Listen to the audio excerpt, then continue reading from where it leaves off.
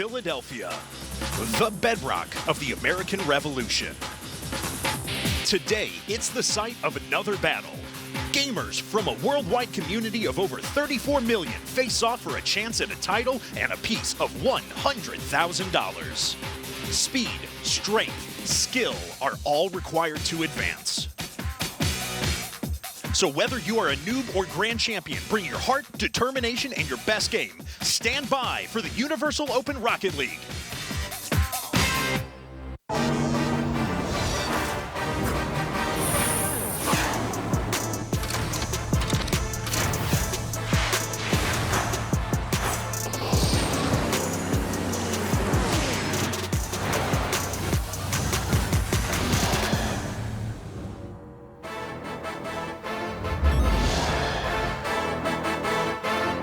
What's up, ladies and gentlemen? Welcome to Philadelphia, Pennsylvania for the Universal Open Rocket League presented by NBC Sports and FACEIT.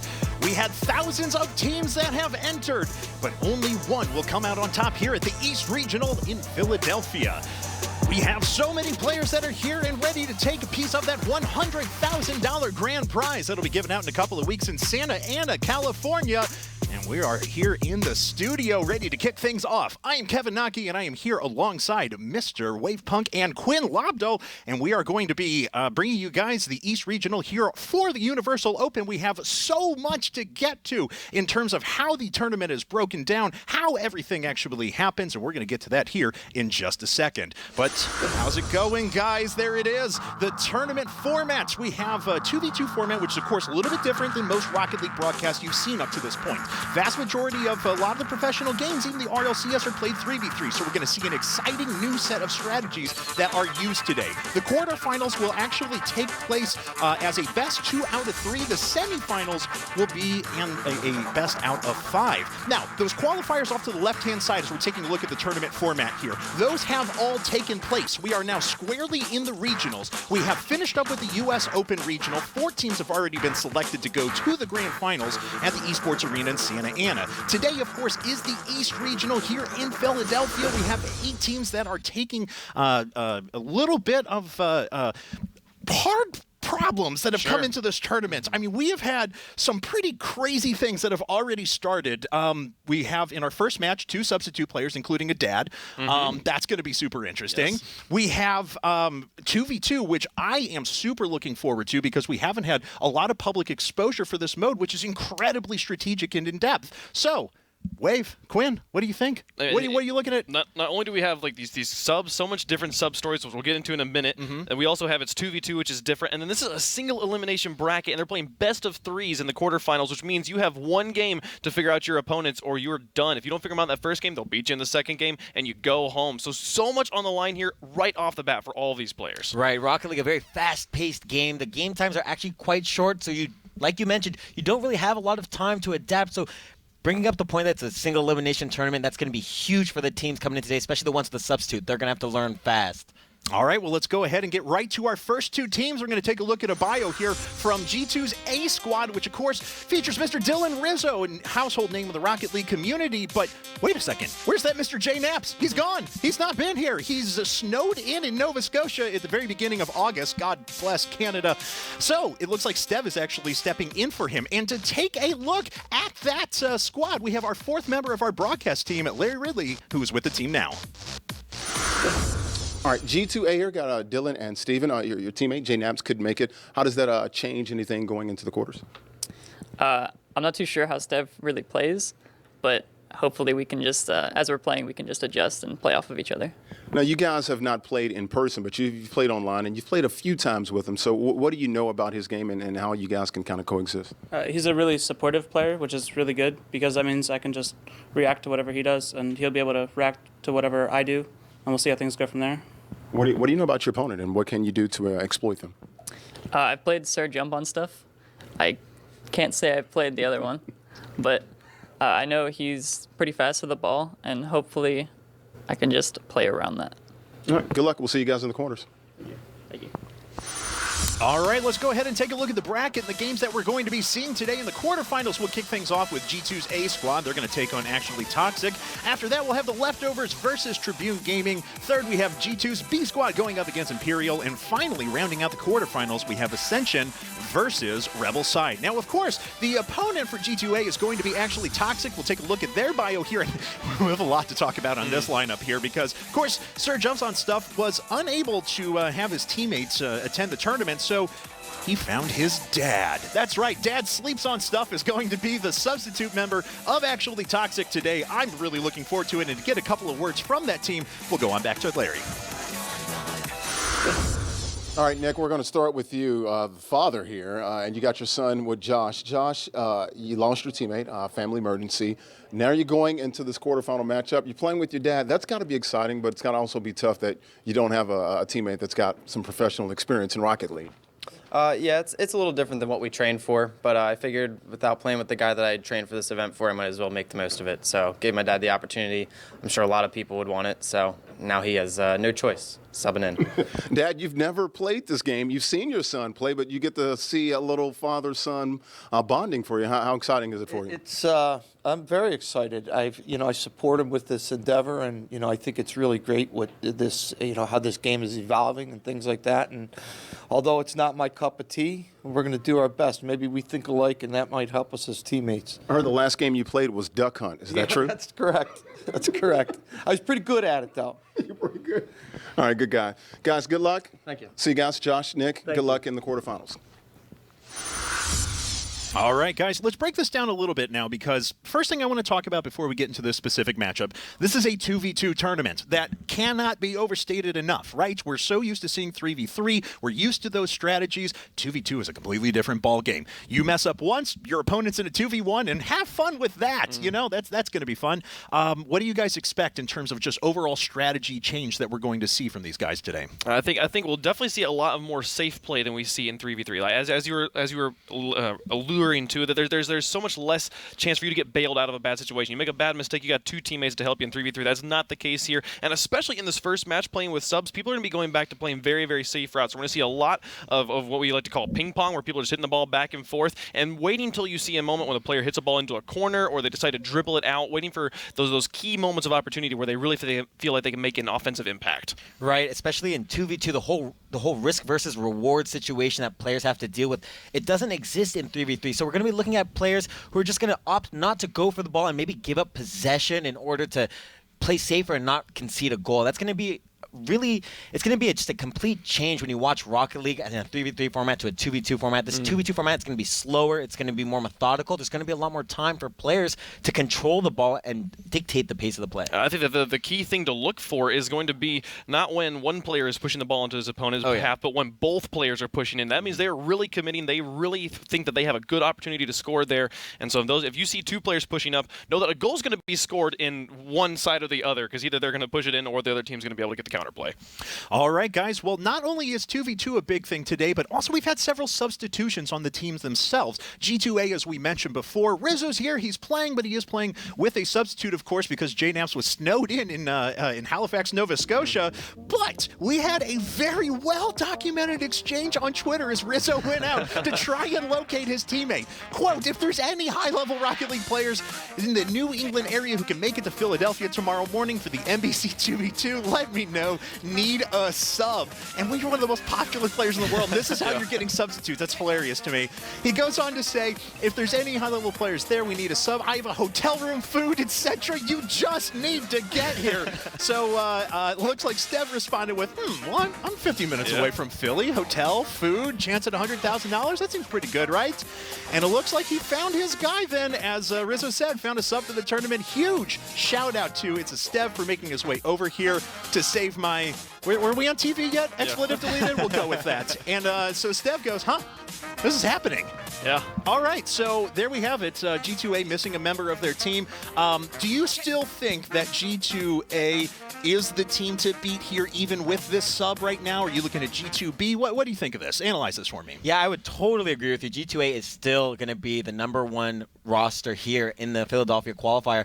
It's important to realize that Rizzo is no slouch, and neither is Stev. Even though he's a substitute, even though they may not have been playing together ever and have no history, neither of these two players are foreign at all to the competitive scene. So they're going to be doing very, very well. I would expect them to be favorites to win the whole thing. I think even when it's the fact that it's 2v2 plays into their favor here because there's less of a role to fill in. You're not filling in such a specific situation. It's with 2v2. It's very clear what you're supposed to be doing. If Rizzo's upfield, I need to be in the back, or if they're communicating, say I want you to be in the middle for a pass. It's not that hard to fit in. And I've played with Stev plenty. He's way better than I am. So he's he's an excellent player, a power sub player. They definitely have the favor in this matchup. And I think, honestly, I could easily see it being G2-A and G2-B in the finals today. Okay, fair enough. So not really a surprise, but I've heard from a lot of people. They said, look out for these 2v2 underdogs, these guys that don't compete in 3v3. They're going under the radar. You won't expect them. What I'm hearing from you, though, is maybe don't put too much stock in that. Well, I'll give you credit. I mean, 2v2, there's much more likely, just a way higher probability of upsets to happen because if you make one mistake, it's much easier punished than in 3v3. In 3v3, you usually have a third teammate who's there to bail you out. In 2v2, it's a lot more independent. If you make a mistake, it's very easily taken advantage of and capitalized on. And so having the roster they do, Stev, he's a great substitute. So they're going to be able to be successful. He's not foreign, like I said, to this competitive scene as a professional. I mean, he has competed online for a very long time now. So I have high expectations for them. Yeah, for sure. All right, guys. Well, it looks like we're about to jump into the game here in just a second. Now, just to remind everyone, of course, the quarterfinals are going to be best of threes. We'll have 4 of those matches. We'll have 2 best of 5 semifinals and, of course, our grand finals that'll help determine seeding at the Santa Ana event here in just a couple of weeks. But it looks like everyone's jumping into the game. I think we're about to get going. I'm super excited, guys. Oh, man, this is going to be a great series, especially seeing how Dad comes in. If Dad does anything good, I am going to lose my mind. I cannot wait. Sir Jump On Stuff said he was teaching him how to hold a controller earlier today. So this guy is very, very new to this game, but I cannot wait to get into this action. It will be G2 in the blue with actually Toxic in the orange. We'll see Rizzo pushing this one up first. Sir Jump On Stuff sitting in net. We're trying to take a shot. Put that one out. You can see Dad there still trying to gain his bearings, probably trying to deal with the ball cam. The ball's now behind him, trying to understand that orientation. Here comes Rizzo in with the shot towards the net. They'll put that one in. It is a new player, but you know they want that $100,000. G2's going to strike first. Yeah, Jump On Stuff here, kind of left stranded. Dad a little confused, backing up on the wall there, and G2 Rizzo sees a wide open net and just tosses that into the corner. That will be the first goal on the side of G2. 4:37 left to go. Stefan is going to pop that one over the only player that is in the back. He'll put a second one in there. 2 goals very quickly here. Rocking the new white Octane that is available as of like 2 days ago. Yeah, beautiful card. Jump on stuff backwards. Steph recognizes that and just he tries to cut across the ball, letting it pop over his opponent, just getting a wide open net. That is 2 goals now in the lead. And Sir Jump On Stuff's definitely got his hands full here. Leaving his dad in the back in net might be the best strategy. Just have him be just a body who can block. But at this point, he's really, really struggling to figure out even how to move at all. Yeah, Rizzo here just recognizing Dad in net and probably opting to shoot here, not expecting Dad to be able to make a save. It's going to be unfortunate for him, but there is still 2v2. We still have a chance to recover. I don't know how high my hopes are for Dad, but there is still a chance. You have to be a fast learner here. And it's one of the confusing things I remember, when you first start out with playing Rocket League, you drive around, you hit the ball, and then at one point one of your friends pressed jump and boost at the same time and flew, and you're like, oh my goodness, this is a thing you can do, you can fly. And you can see Dad here not understanding how to deal in any way with the aerial game that G2's bringing all professional players here.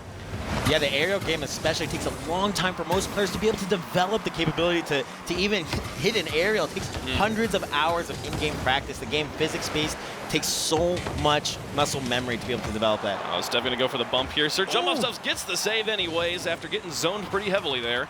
The ball will stay in the orange, but they dodge that 4th goal.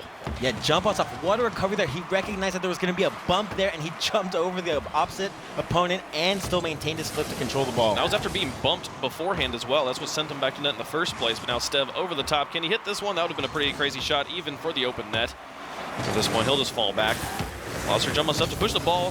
For I think like the second time this game, the ball's now in a blue corner. And Dad with an opportunity. Not really sure how to play. He'll move back. Lost her jump on stuff in the middle here. Gonna try and make the crazy play over the top of Rizzo. It's going towards the goal. Does it go in? Oh, it goes. No. It'll be blocked away. Rizzo gets the save so close there. Almost gets the 1v2. And now Stev trying to push this one through. He's just got Dad to deal with. Gets it over the top of him. And they'll slow this one down. You can see that they're playing gently here. They know they have the lead. And they just need to run the clock out at this point.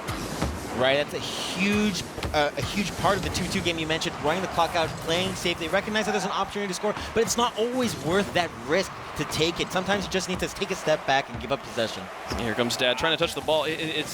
Honestly, I believe the ball cam is just going to be to his detriment at this point. It's one of the early mistakes that people make when they're first playing the game is driving around the ball because your perspective is changing so much now. So Jump on Stuff needs to get back very quickly because here comes Stev trying to take a shot towards the net. He'll put that one in over the top of 2. It's 4-0 G2.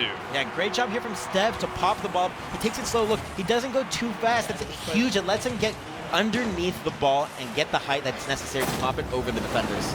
He's rocking Accelerado boost too. I don't think I've ever seen that in a professional match before. Mainly because it's so loud. Most of the players don't like to play with it. Rizzo will put that one up. We'll bounce down. Dad waiting for his moment. Can he move forward? Can he make contact? Oh, drives past it. Better luck next time. And you know, something that we should talk about, his dad, I think, is a little unpredictable, not just for his teammate, but also for the other team as well. They don't know what Dad is capable of. And I don't think Dad knows either. Well, I think at this point, though, if there's a secret weapon that actually Toxic has, it's the fact that if Dad were to make a very meaningful touch, no one on G2 would be anticipating it. Because at this point, I don't know if he's even made contact with the ball. So there, you see that little doink over the top, puts it all the way to the corner.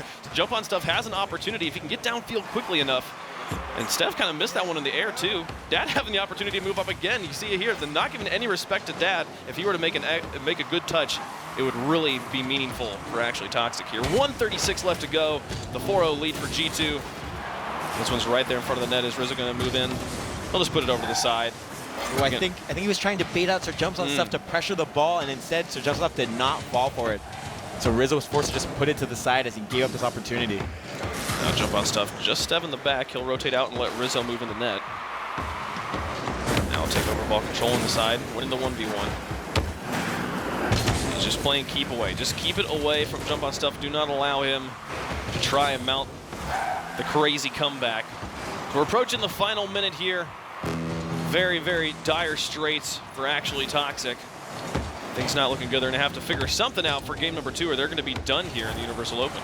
Oh, Dad actually buying enough time for Sir Jumps on Stuff to get back in time to make the save. That's a huge part of the 2v2 or just Rocket League in general, being able to buy enough time for your teammates to rotate, and Dad doing that very well. And they will put a 5th one in there, the nail in the coffin at this point. 41 seconds left. In any circumstance, with any teammates, 5-0 is a very difficult comeback to make. It'll be G2 taking game number 1 here. But Dad, talk to me. What do you think that Dad should be doing right now? I feel like almost like leaving him in net and telling him, like, here's the jump button. Just try and block anything that comes towards the net and let me try to 1v2. You really think leaving him in strategy. net might be the option? I'm not so sure leaving him in net is the best thing to do. I think Sir Jumps on Stuff, at this point, they need to make something happen. With 30 seconds left, scoring 5 goals is going to be difficult. So I guess they both probably just have to go on the offensive here. But Dad in net might just be not the greatest answer. What about just having him play the bump game? Just try and get up and in their face. Just be really obnoxious. See if you can just run into them and make them blow up. Just go pick up. He can just go starve their boost in the back. Right. I mean, that would actually be very impactful for Rizzo and Steph. I don't think they're paying attention much to the boost at all. In 2v2, you typically get a lot more. And if Dad just sucks all that boost right up, I mean... It's a 1v2 for Jump on Stuff, but at that point, he's limiting their boost. If he just rotated in the mid boost and went back into the blue, it might be a strategy they could try to employ in game number 2. But game 1 going to go in favor of G2-A. Yeah, G2-A, a very dominant performance there. I mean, you can see Dad there. I think happy with how it went so far and still able to get some points on the board. Oh my God. I think they're just having a blast. Well, you can see keep moving forward here, the 5 goals from G2-A. And 20 points there from Dad, which does mean he did touch the ball. We even saw it. We saw a doink pass from him. So we'll see them continue to move forward. But just recap the game, looking at the replay, how it all came together here.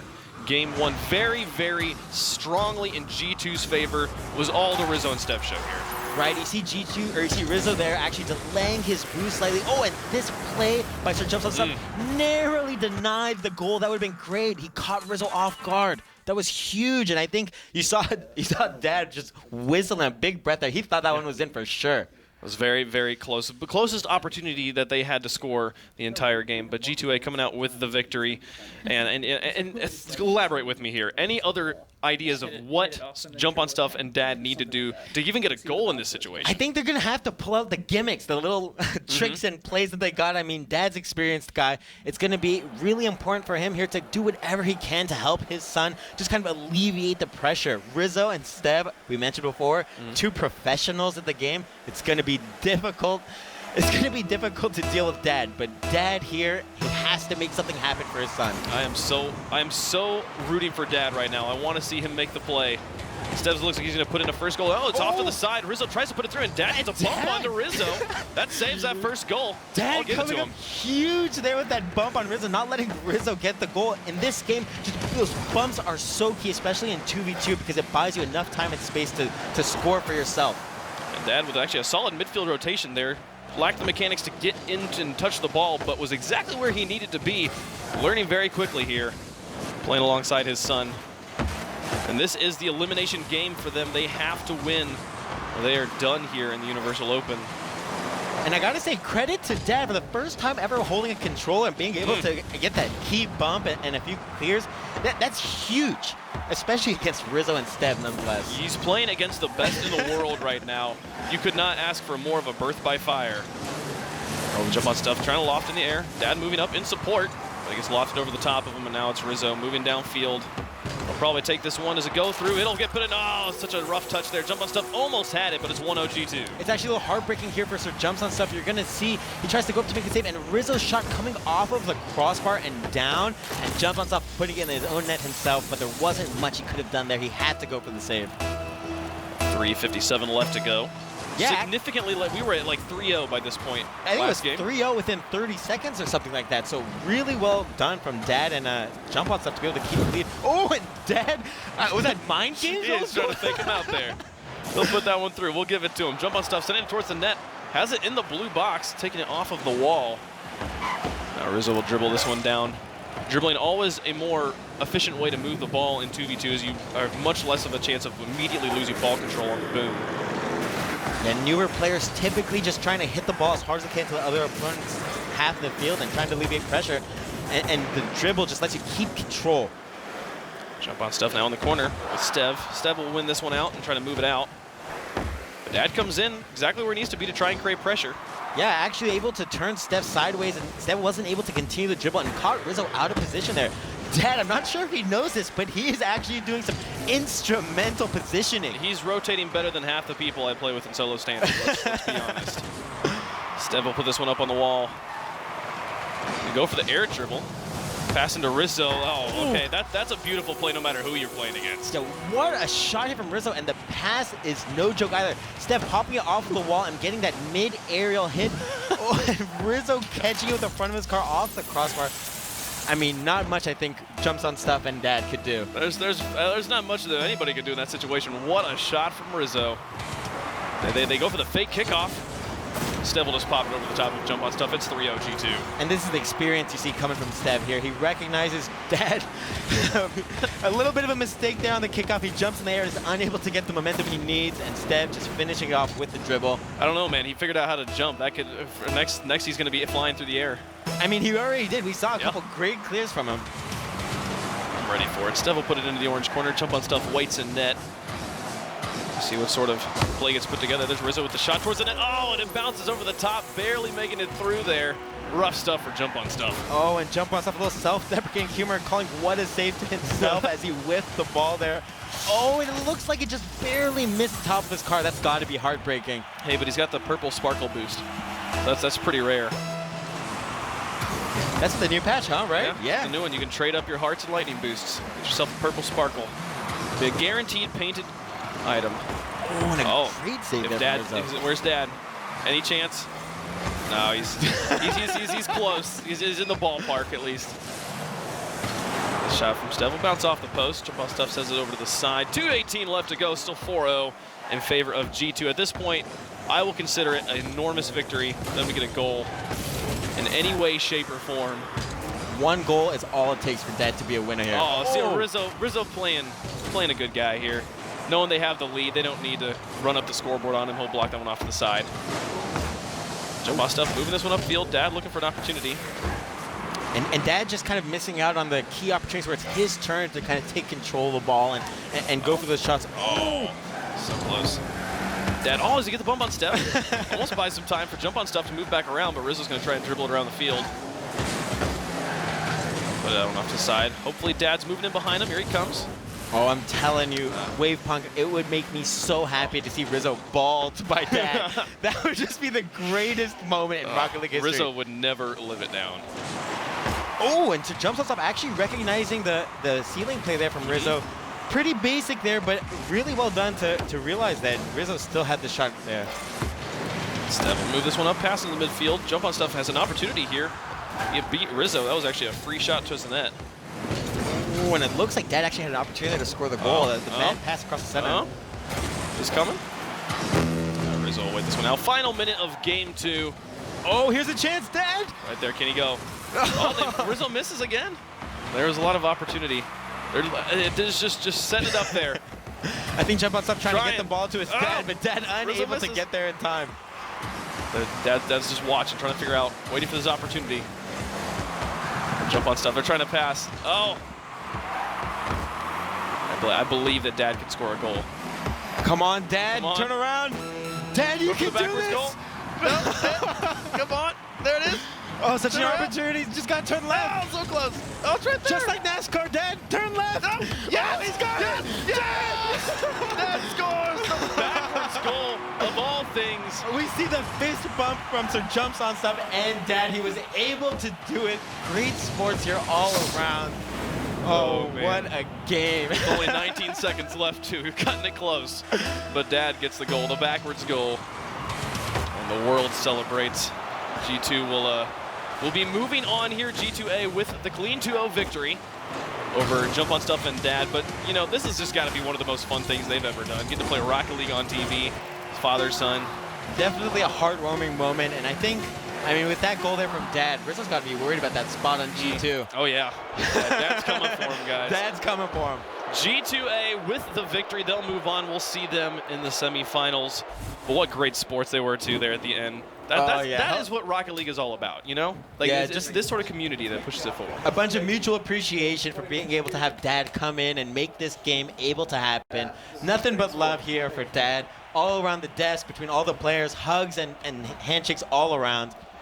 What a game. What a game there. And you can see that the only goal that actually Toxic scores, scored by Dad there.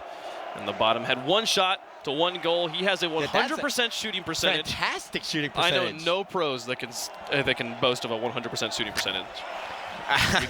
Dad definitely up there with the leads. All right, guys, we're here with actually Toxic and Dad, son team, right? Nick, Josh. First of all, Nick, let's start with you. You are a hit right now online, on Twitch, the NBC Sports app, NBCSports.com. How fun was that teaming up with your son? It was awesome. It really was one of the best father-son experiences I've ever had.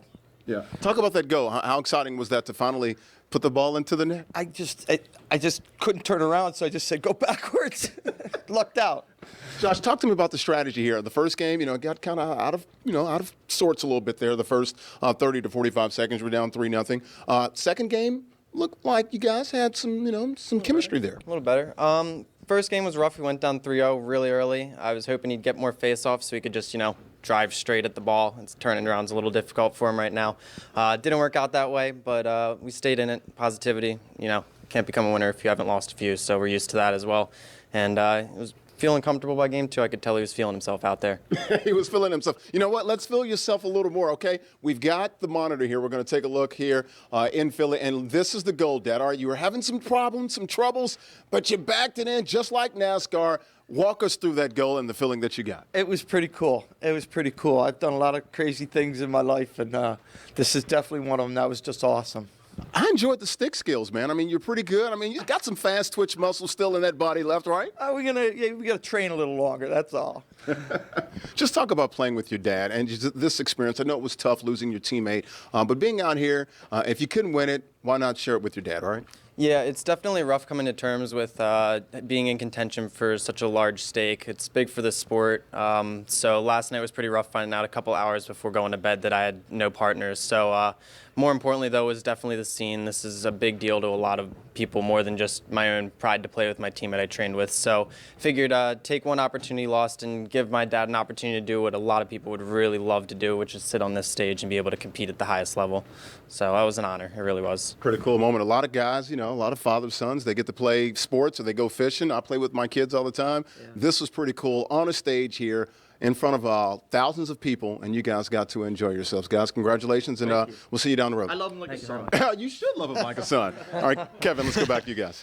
All right, there you have it. And, Mike, that was awesome. I'm sorry, that interview was like one of the best sports interviews I've seen in a while. I just love when people have that positivity, clearly jumps on stuff, recognizes how big this is for Rocket League in general, and I love it. That was awesome. I mean, the rest of the matches of the day are going to have a lot to live up to here. I mean, that was about my favorite thing I think that's going to happen today. My favorite part of the match, though, of course, we had the dad goal and everything. That was awesome. First game, when it got to 5-0, you were like, that's the nail in the coffin. I was like, that was the nail in the coffin. Yeah, that one. The fifth goal. The fifth goal. That specifically was it. Okay, all right, guys, let's take a look at some highlights actually from Team G2, because we do have a lot to talk about here, right? Because obviously we're looking at one side being a bit short-staffed, but same for G2-A. So we got to see Stev and Rizzo together, even though they weren't playing against the top level of competition. What did you see? What do you think? I mean, they looked solid. They looked strong. Stev's making some great plays. This pass in particular, and then this shot from Rizzo demonstrating exactly what they can bring. I said it during the broadcast. That would be difficult no matter who they're facing off against. Yeah, what a monster of a shot. Look at that,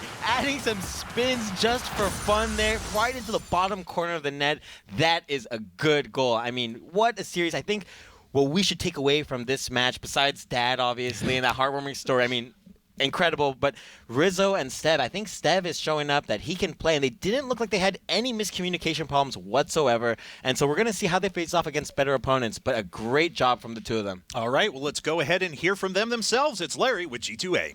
G2-A, we got Dylan and Steven moving on to the semifinals. But first of all, I mean, usually we don't do this. We talk about the losers a lot. But how cool was that moment to see the father and son teaming up? And what about the compassion that you guys kind of showed and the sportsmanship there to let Dad get in on some fun there? That was awesome. I'm really glad we had the opportunity to do that. Probably made his year.